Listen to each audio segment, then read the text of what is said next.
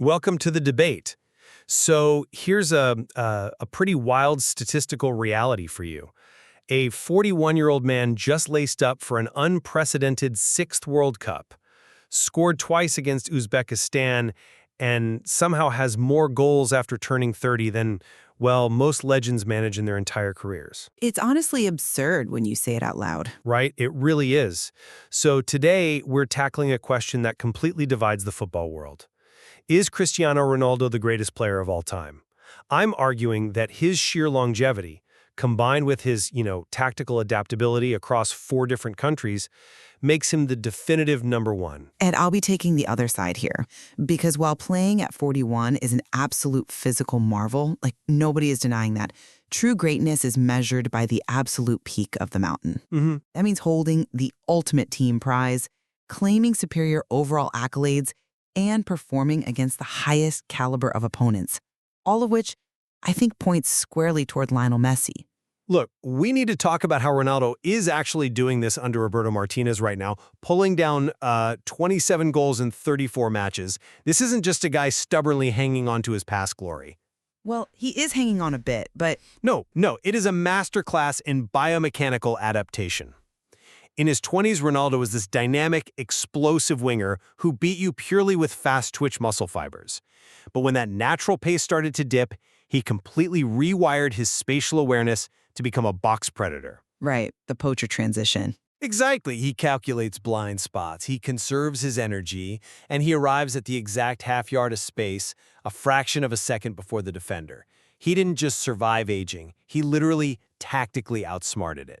Okay. He absolutely outsmarted his own physical decline. I'll gladly give you that. His movement inside the penalty area it's historically elite. But we have to look at the context of the actual output you're praising here. Okay. You bring up the brace against Uzbekistan. Let's be brutally honest. Uzbekistan is not exactly a defensive powerhouse. I mean, they're on the world stage. Sure, but compare that to what Messi is doing right now, right? He recently put 2 past Austria, a national team ranked over 30 places higher globally, with a much more rigorous European tactical structure. Yeah, but If we are measuring greatness, the filter has to be the quality of the opposition.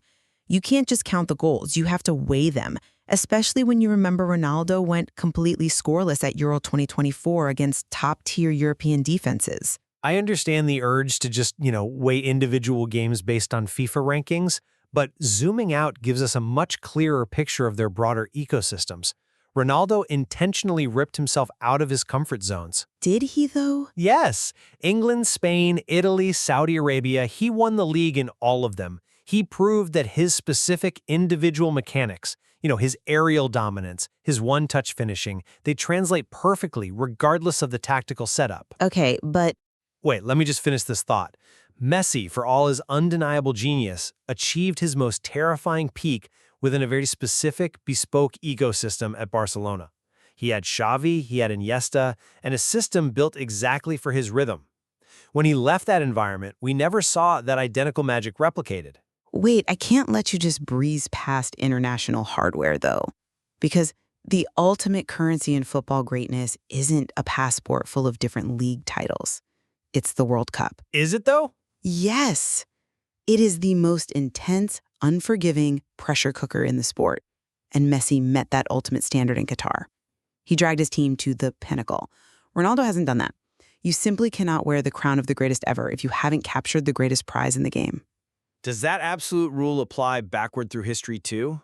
What do you mean? Because if lifting a World Cup is the strict prerequisite for being the best, then we have to automatically disqualify George Best or, say, Johan Cruyff from being the greatest of their respective eras. Their individual genius isn't invalidated just because their national teams fell short on the final stage. Okay, sure. Best and Cruyff are fair counterexamples if we were evaluating them in a historical vacuum. But we aren't.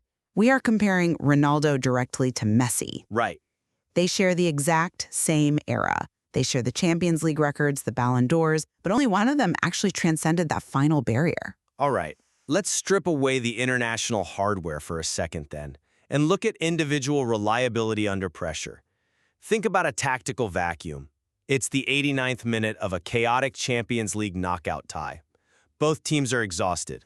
Setting the scene, I like it. Yeah, the midfield structures have completely collapsed, and the ball deflects into a crowded penalty area.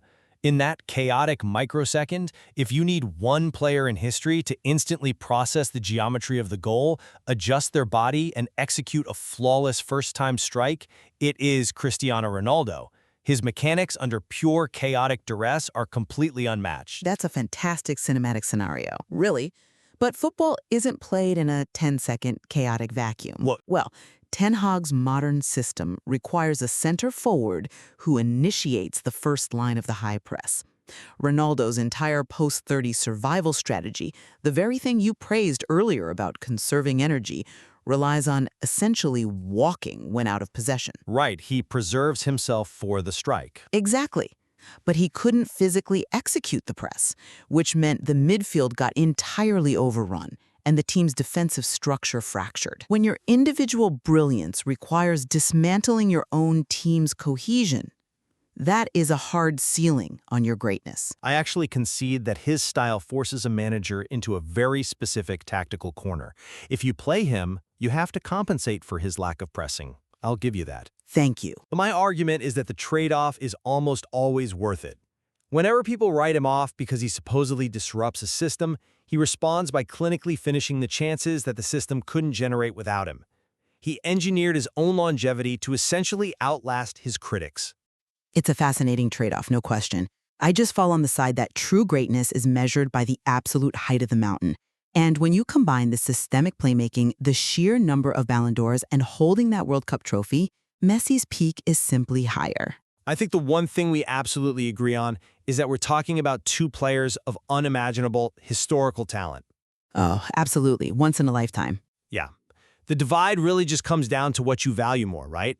Peak international dominance and systemic playmaking, or relentless, adaptable goal accumulation that just kind of defies human aging. Exactly.